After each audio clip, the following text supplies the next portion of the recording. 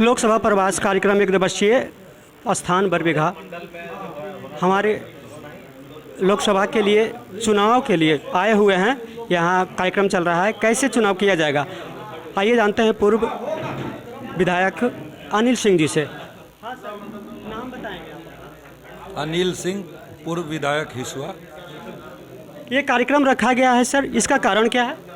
देखिए, इसका सीधा कारण है, बिहार में पहले 4 लोकसभा संसदीय क्षेत्र पार्टी के द्वारा चिन्हित किया गया था, जिन जगहों पे हम अपनी पार्टी के जनाधार को और मजबूत करें और ज़मीनी स्तर पे जो कार्यकर्ता मेरे हैं उनको और एक्टिवेट करें, उनको चार्ज करें पार्टी के कार्यक्रमों को लेकर, और केंद्र सरकार की योजनाएं जिनसे समाज के अंतिम पंक्ति में खड़े लोगों को लाभान्वित किया गया है, उन चीज़ों पे हम चर्चा करते हुए और मोदी जी के अपने 8 साल के कार्यकाल में जो तमाम लोगों को बेनिफिट मिला है, चाहे नौजवान हो, किसान हो, महिलाएं हो, इंफ्रास्ट्रक्चर के सेक्टर में जो कार्य किए गए हैं, सड़क, पुलिया, ये स्कूल, इन तमाम सेक्टर में जो कार्य किए गए हैं उन कार्यों से हम लोग अवगत कराएं और पार्टी को मजबूत और मजबूती प्रदान करते हुए जो आने वाला लोकसभा का चुनाव है उसमें नवादा संसदीय क्षेत्र में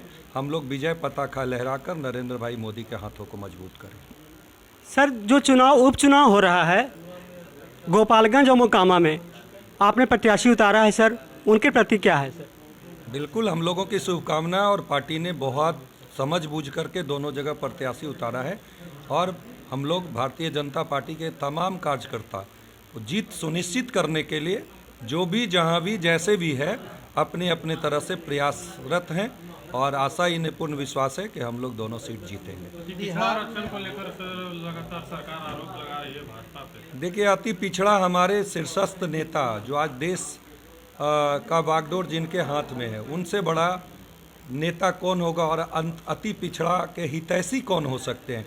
आज हम आप लोगों से, मीडिया वाले भाइयों को बताना चाहते हैं कि आप बताएं कि अति पिछड़ा आयोग को संवैधानिक दर्जा देने का काम किसने किया। आज हमारे शीर्ष पद पे प्रधानमंत्री के रूप में हमारे नरेंद्र भाई मोदी हैं।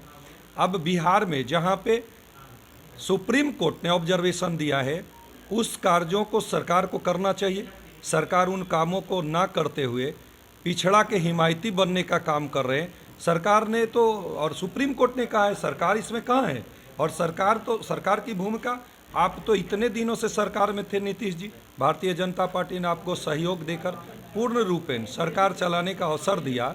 आपको यह काम बहुत पहले करना चाहिए जो आज मध्य प्रदेश करके चुनाव कराई, गुजरात में चुनाव हुआ है, फिर बिहार में आप इन चीज़ों को आप उसी ढर्रे पे ले जाना चाहते हैं जहां से 90 से ये लोगों ने सफ़र शुरू किए थे। आज उसी जातिवाद का आप देखा होगा, बेगूसराय में गोलीबारी की घटना हुई। एक देश के मुख्यमंत्री के शब्दों में यह कहा जाना कि जिस जगह पे गोली चली है वहाँ पिछड़ों की आबादी है, एक जगह गोली चली है वहाँ अक़लियतों की आबादी है, ये कितना दुखद और दुर्भाग्यपूर्ण है। इसी शब्दों से आप समझ सकते हैं कि ये लोग कितने भटक चुके हैं और किस ट्रैक पे बिहार को ले जाना चाहते हैं। लेकिन बिहार के भारतीय जनता पार्टी के एक कार्यकर्ता और देश का जो मेरा नेतृत्व है, यह दिशा भटकने नहीं देगा।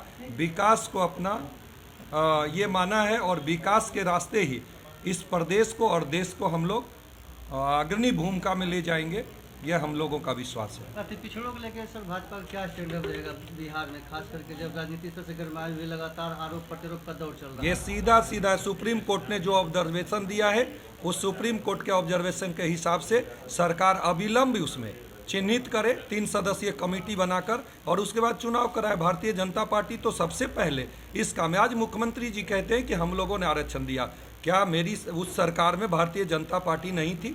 भारतीय जनता पार्टी के बगैर समर्थन का कोई नीतियां लागू कर सकते थे, कोई योजनाएं नीतीश जी लागू कर सकते थे?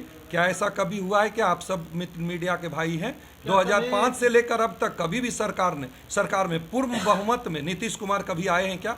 तो जितनी भी नीतियां लागू की गई, जितनी योजनाएं आज धरातल पे उतारी गई है, उसमें संपूर्ण में मेरी भूमिका है।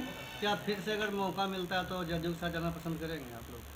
देखिए, ये हमारे लेवल पे आप जब पूछ रहे हैं तो बिहार का भारतीय जनता पार्टी का एक एक कार्यकर्ता चाहेगा कि ऐसे पलटू राम के साथ कभी नहीं जाना चाहिए। हमारे भारतीय जनता पार्टी के कार्यकर्ताओं में इतना दम है कि हम 243 पे लड़कर हम अकेला पूर्ण बहुमत की सरकार बिहार में बना सकते हैं और आने वाला 25 में हम पूर्ण बहुमत की सरकार भारतीय जनता पार्टी की बनाएंगे।